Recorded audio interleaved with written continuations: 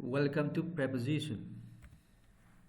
So coming to preposition, what are prepositions? First of all, preposition is a word made of by joining these two words, pre plus position. It means to place before something. See here, the book is on the table. Here, on is a preposition here, and this on, it comes before table here, and this table is what we call the noun phrase.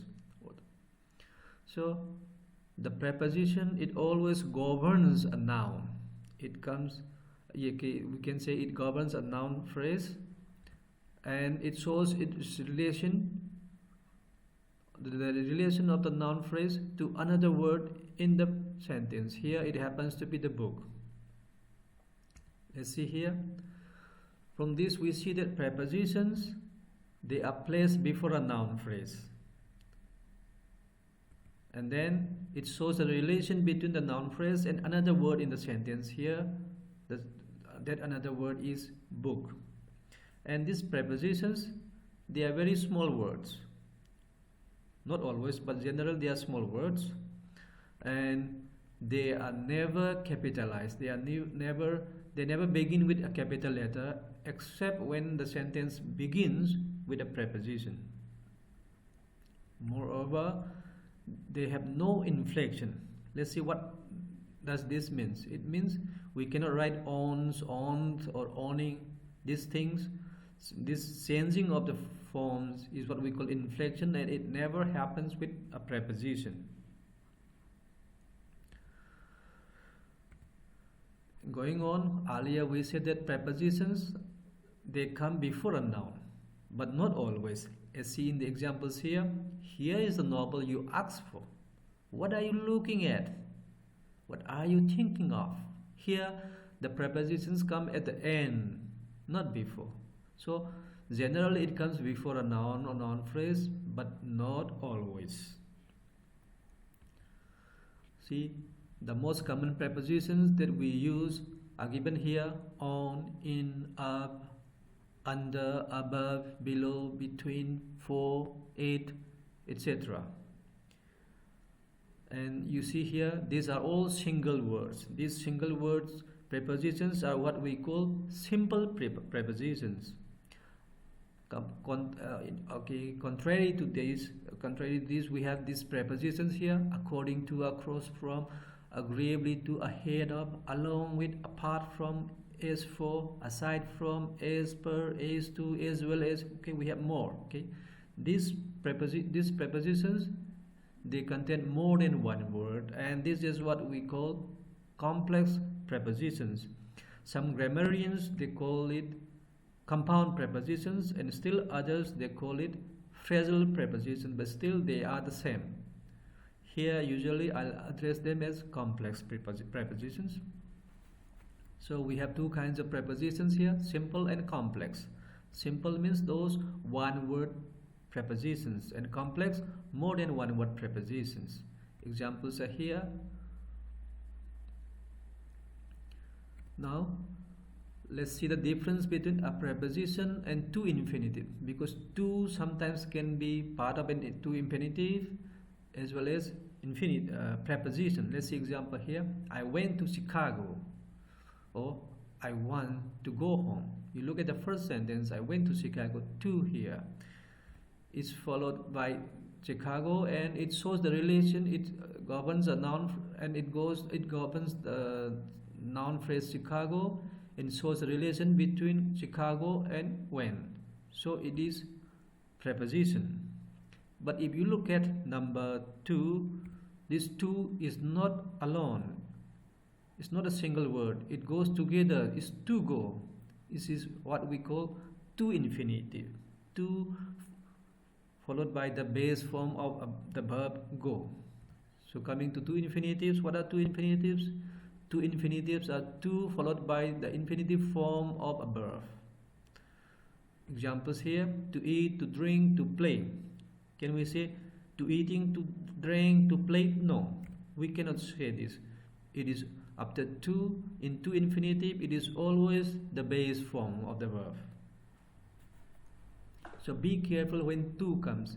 You have to see whether it is a preposition or part of to infinitive. Coming to the difference between a preposition and adverb. Sometimes it's confusing, so you have to be careful here. See here, don't loiter about the office. All machine parts were lying about. Two abouts are here. See, in the first, it means near. Don't loiter near the office. And it governs a noun phrase. The noun phrase happens to be the office. So about here is a preposition.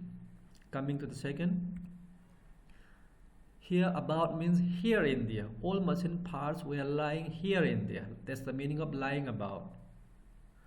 So it governs no noun phrase. After you can see here, it has no noun phrase governing. About is governing no noun phrase. So this about is not a preposition. It is an adverb. And coming to preposition, with the difference with phrasal verbs. See here, he looked up the word in the dictionary. He walked up the steep hill. See the difference. The first one, up. He looked up the word. Up is here is not a separate word. It's part of look up. They are not, look and up are not separate. Together they mean is a phrasal verb that means search. As you can see the picture here. See, he looked up the word in dictionary. He is searching the word in dictionary. So this is not a preposition. Coming to the second one, he walked up the steep hill. See here? Up is a separate word here. It doesn't go together with walk. You see that it shows the direction of walking, whether it is up or down. Here it is up the hill, okay, up the steep hill. So this up, it governs, moreover it governs the steep hill, which is a noun phrase. So this is what we call a preposition. So let's have a look at a few more phrasal verbs. See here, her husband carried out, you can look at these three, we'll see here. Her husband carried out the garbage. Here, carried out is a phrasal verb. Out is not separate, it's not a preposition, it is a phrasal verb. Carried out, it means remove. Her husband removed the garbage. Similarly, the second sentence, the criminal covered up the crime. Covered up means here, hid, past form of hide. The criminal hid the crime. Don't just brush off her objections. Here, brush off means don't just dismiss her objections. So brush off is a phrasal verb. Off is not a separate preposition. We separate from the verb brush. It's a part of phrasal verb brush off. So be careful with the phrasal verbs. Now let's have a look at the prepositions of time. Here, and, or, and in. These are the most commonly used prepositions of time here. At means a point of time, a particular fixed point of time. And in, it shows a longer or extended period of time, like month, year, season, etc. It shows duration, okay, longer duration. And on, we use on before days and dates. Let's see examples here. See here, at is used at 7 o'clock, at 10:35, at noon, at lunchtime, at midnight, at present, at the moment. You see here, at a particular point of time is given here. And in for the duration. In the morning. Morning has got a whole long duration. In the evening, in 2021, in the 1990s, in the past, in summer, in January. You see, all these, they show a duration. So we use longer duration, so extended time, so we use in. And compared to them again, we have on, where we use it only before days and dates. So just like on Friday or Fridays, on 25 November, on my birthday, on Republic Day, like this. So there's a difference between and, in, and on. And when do we omit these prepositions, at, in, or on? You see, we omit it when it comes before, next, last, this, every. Let's see example here. Let's discuss it at next time. Time, it should have been at next time, of course, but Since next is there, this is wrong. It should be let's discuss it next time without at. Coming to the next, I'll see you on next Sunday. Sunday is a day, so before day we have to use on. But since next is there, this is wrong. Next is there, it will write it without on. Next Sunday. Then it will be correct. Similarly, they got married in last March. March is a duration extended time, so we should use in. But since last is there, this is wrong. It should be written without last. Then it is correct. Similarly, again, he's coming home in this evening. Evening is duration, is extended time. We should use in, but because of the demonstrative pronoun this, we have to remove in like this. Then it is correct. Coming to the last sentence here, she goes for a walk in every morning. Morning is a duration, extended duration of time, so we should use in, but because of the presence of every before the preposition, after the preposition in, we use no preposition here. Instead, we use she goes for a walk every morning. Then it's correct. Apart from these four, we also generally omit these prepositions add in and on if it comes with today, yesterday, tomorrow.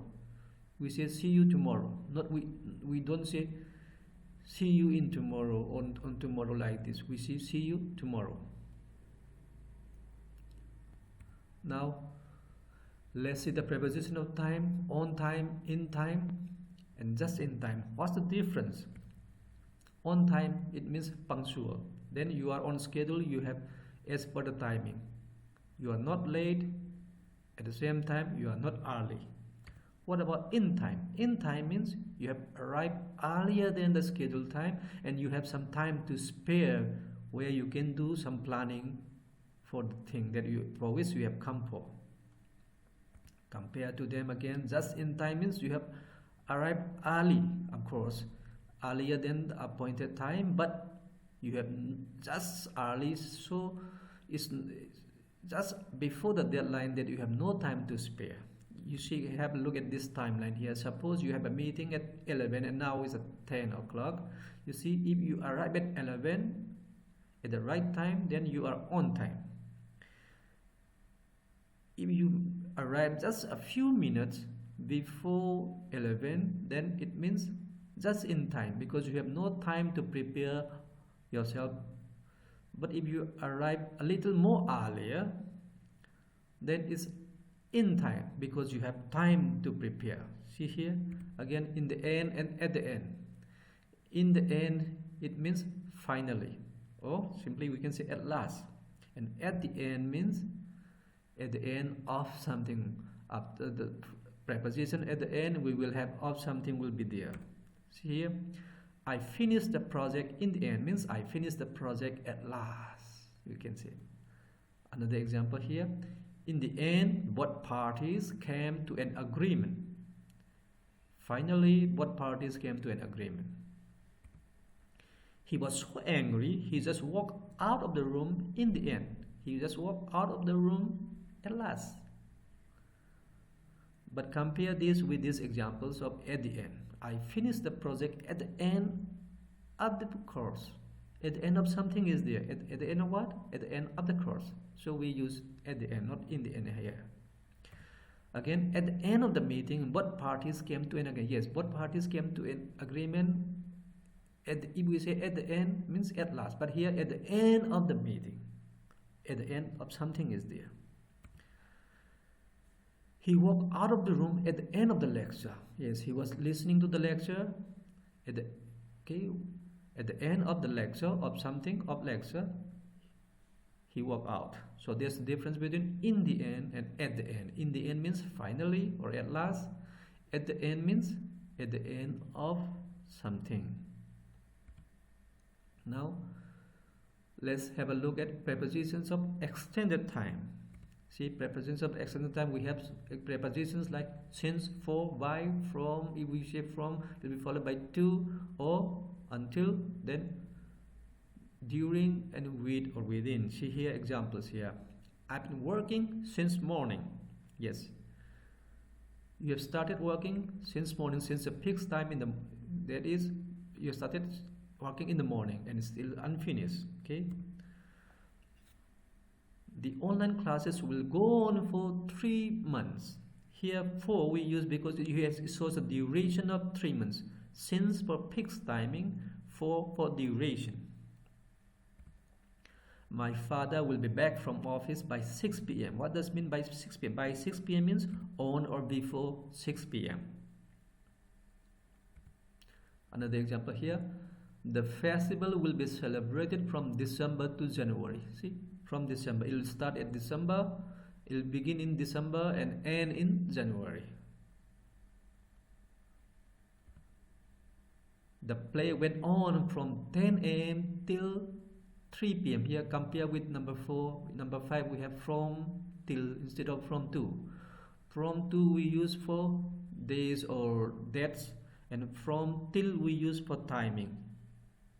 See, from 10 till 3, beginning at 10 and ending at 3.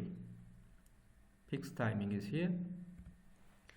I read novels during the winter holidays. Yes, it doesn't mean you were reading the whole every day all the time. No, you were reading for some extended period of time, sometime in the winter holidays, some days. Okay, we must finish the work within 3 days. Within 3 days means no longer than 3 days. You can finish earlier. And now let's come to the difference between within and in. Within, it means between now and a period, and in, after the end of a given period. Let's see example here. He'll come back in 2 years. In 2 years means he'll come after 2 years. But if we say he'll come back within 2 years, within 2 years means before the end of 2 years. There's a difference between in and within. In 2 years, after 2 years. Within 2 years means before the end of 2 years. Now let's come to the preposition of place and location. Let's have a look at these pictures. The first one here, on, it means above the surface. It touches the surface. Just like we have seen earlier, on the book is on the table. The book touches the surface of the table. Now over. Over is means higher, sometimes wider, okay, of something. But if we look at the third one, above is higher than something, is higher than even over. And behind, it means at the back. And beside, it means at the side, as you can see in the picture. And look at under. Under is just the opposite of over. Here is below a point here, and below here is much lower than something, as you see in the picture. And in front of is the opposite of behind. Here it means before. These are the most common prepositions of place and location. Now let's see some more examples, some more prepositions of place. Apart from this, we have in. We use this, okay, when an object being contained in something or somewhere, and inside, okay, inside is more specific than in, where it is located. At is also a common preposition about a general vicinity or location. And beneath, directly below something or someone. Here, and underneath means below a more specific point. A particular point would be there. And between is in the middle of two things. Let's see some examples. There is a very large alligator in the lake. So the alligator is contained in the water, inside the lake. There is something inside my shoes. Yes, particularly inside. So more particular than in. Go straight and turn right at the bookshop. Yes, you don't have to add here for a vicinity. You go straight, you see a bookshop. You don't need to enter the bookshop. When you reach there, just turn right. The book is on the table. Yes, the book touches the surface of the table. MS Dhoni hit the ball over the stadium. Yes, it crossed the stadium. Higher than the stadium. Fix the portrait above the TV. Yes, it's still higher than the TV. Means put it much higher than the TV where everyone can see it. Most coastal areas that lie below sea level are under threat due to the global warming. Below sea level means lower than sea level. It's not that the area is under the sea level. No, beneath. No, it is simply lower in level, below. The smugglers made a tunnel under the border fence. Yes, right under the border fence, beneath. Okay. Here I hid underneath the blanket when father called. Means you are hiding, the blanket touches you. I climbed the mango tree and my friends are beneath the branches waiting for the mangoes. Right under you, that is beneath. Now let's come to the difference of nearby, opposite and across. Some of this, see here, my house is near the temple. What does it mean? It means my house is in close proximity to temple. But if we say my house is by the temple, it is much closer, might be next to the temple. The bathroom is opposite the kitchen. It means the bathroom faces the kitchen in the house. They are opposite each other. Her house is across the road. Across the road here, it means at the opposite side of the road. And now add in and on. Let's see the difference. Add, just like in preposition of time here, add shows about a point of place, like a building, house, workplace, or any place within a larger area. And for in is about a larger area or place or within something. And on we use before streets, floor, outside areas, body surface, or station at the side or facing something. Let's see examples here. First, see the examples of at. He lives at the Little Paradise. Here, the Little Paradise is the name of the building or the house where he lives. He lives at 143 CMG Road. This is the address. We use it before the address of buildings and houses. He is at home, means in his own house. He is at home. This home is his own house. He is at work, means he is at his workplace. He is at school, yes, he is gone for study. And now coming to in, he lives in Mumbai. Similarly, he lives in India. These are larger areas, so we use in. He is in the house. In the house means inside the house. His house or somebody's house, it doesn't matter. He is inside the house. He is in bed. Yes, we'll talk about in bed in detail again. Anyway, he is in bed. He is contained within the bed. We'll talk about in bed, on bed after some time. He is swimming in the pond. Means he is in the water.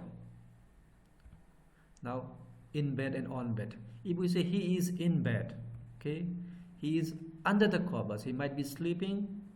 Covers here means blanket or anything. Okay, under the covers, he might be sleeping or doing something like that.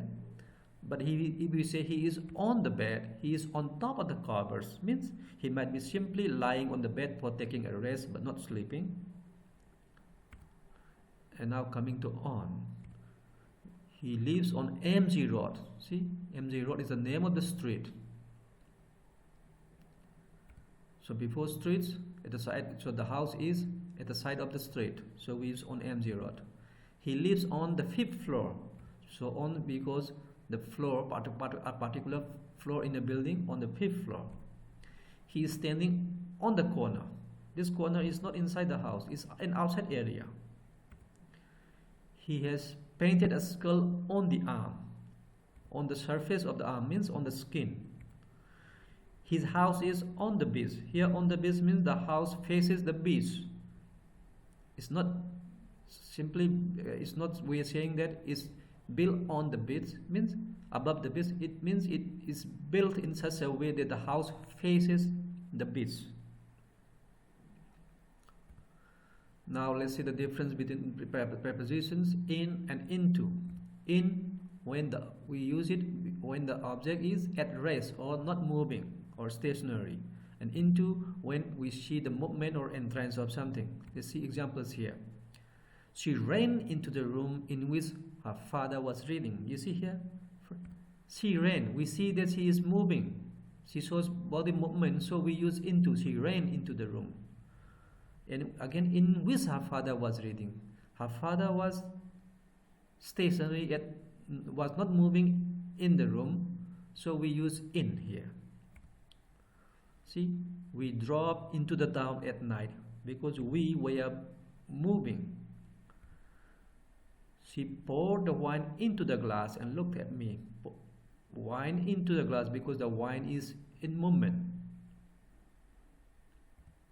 Now, when do we use omission for?